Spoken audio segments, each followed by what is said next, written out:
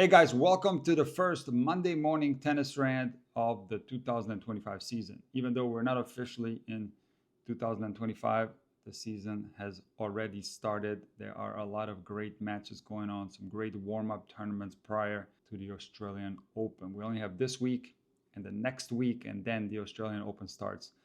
I'm super excited. 2025 will have a lot of great storylines, I'm sure of it. But one storyline that unfortunately doesn't seem to go away is the Jannik Sinner doping case. See, when it first happened after Jannik won Cincinnati, I thought that this was going to be a hot topic for a week or two and it was going to fade away. But unfortunately, it has been kept in the news because there has been other doping cases. For example, Iga, and of course, people are going to talk about Jannik's case when other cases start popping up. But also, one player in particular, Nick Kyrgios, has been very outspoken about doping in the game of tennis, and he has focused his sights on Jannik Sinner, often commenting on posts about Jannik Sinner on X. And as I talked about in my Tennis IQ video about Nick Kyrgios, I'm glad that Nick wants a clean sport. But I think what he's actually doing regarding Sinner is a bad look for the game of tennis. And in today's video, I'm going to share my opinion on why I think that's the case. See, Nick has been out of the game for a while, and he's playing the tournament in Brisbane.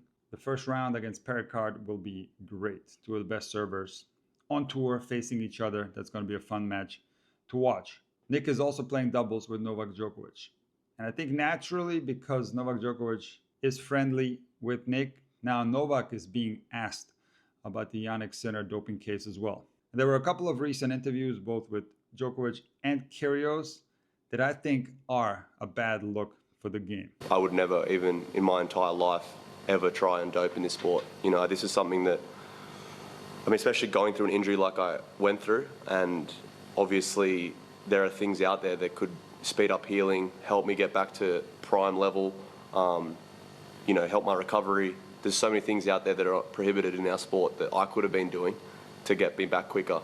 2 years out of the sport in my prime. Basically, I was 28, competing for Wimbledon, US Open, and I had an injury where I could have been doing things to get back, but that's just not who I am. I have to be outspoken about it because I don't think there's enough people that are speaking about it. I think people are trying to sweep it under the rug and saying that, about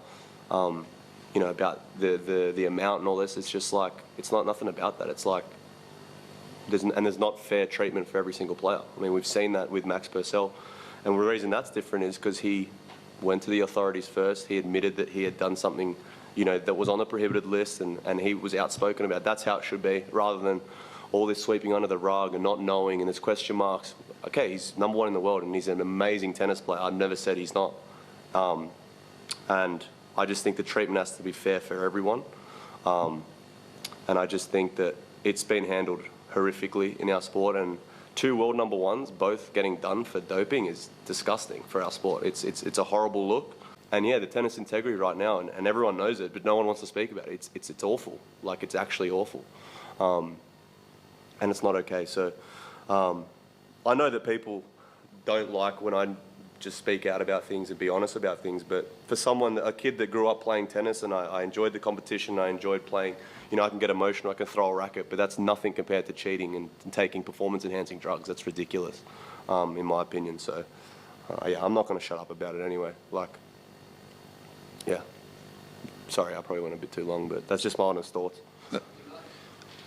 You are very confident, though, that you believe he has done something wrong. Like, when you say he's tried to cheat, are you certain he has done that? Well, so your question is, do I think that he failed 2 steroid drug tests?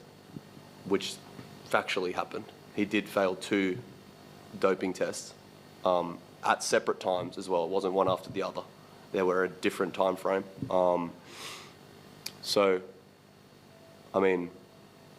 If you think that that's the way that it got in his system, if that's how you think it's happened, then. But if he didn't do anything wrong, then why did they take his prize money and points away?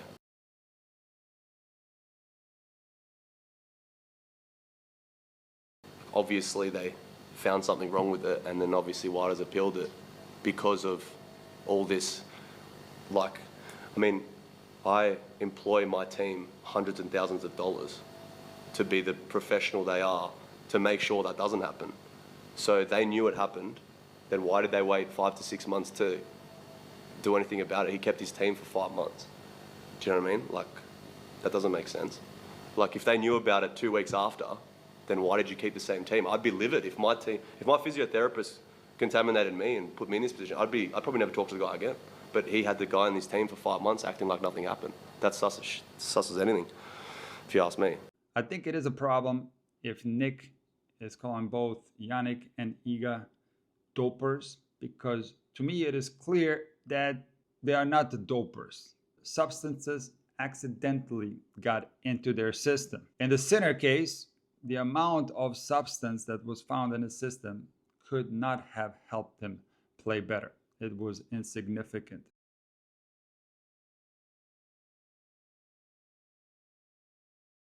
Not a good image for, and not a good look for our sport. Of course, you don't want to see that because I believe that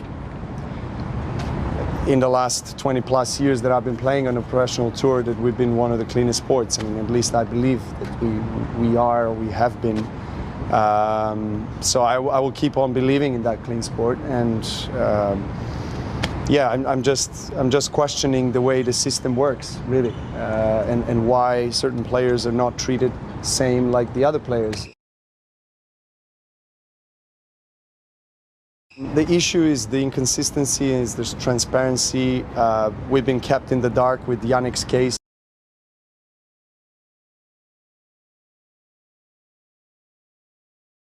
I mean, I'm not questioning whether he took the banned substance intentionally or not.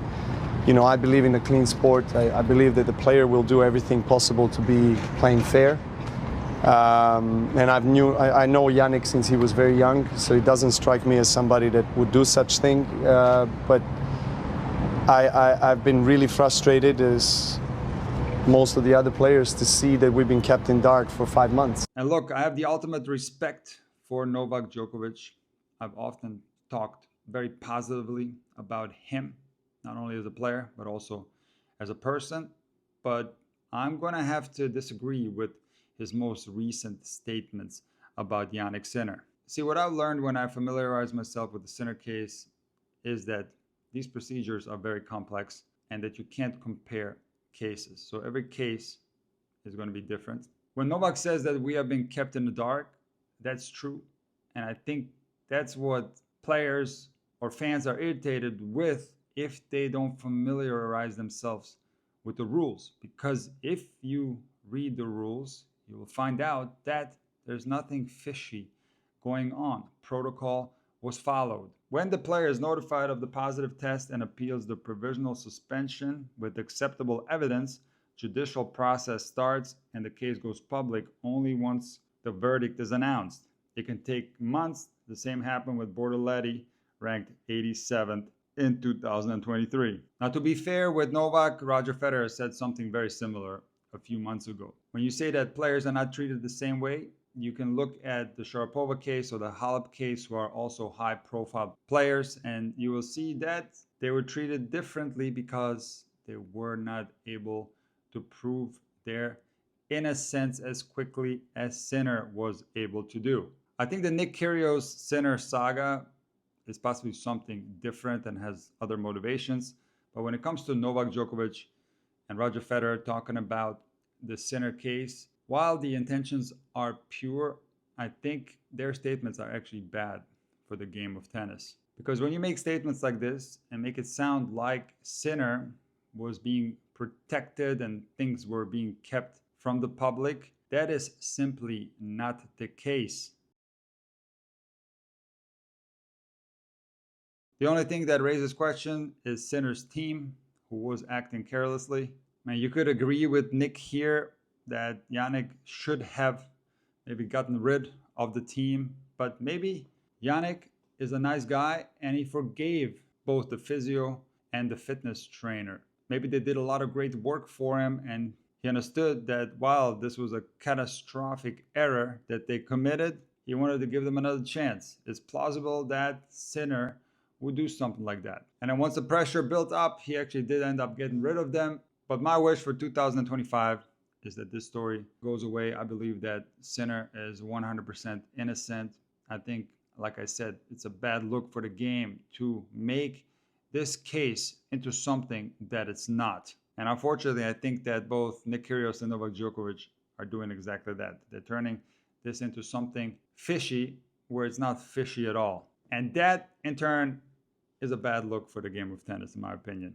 Now, one thing that is happening from this is a lot of excitement if there was to be a matchup between Sinner and Kyrgios during these tournaments in Australia, or maybe even a matchup between Sinner and Djokovic. I think that could provide additional excitement to the fan bases. But like I said, I want this to go away. I want us to focus on tennis.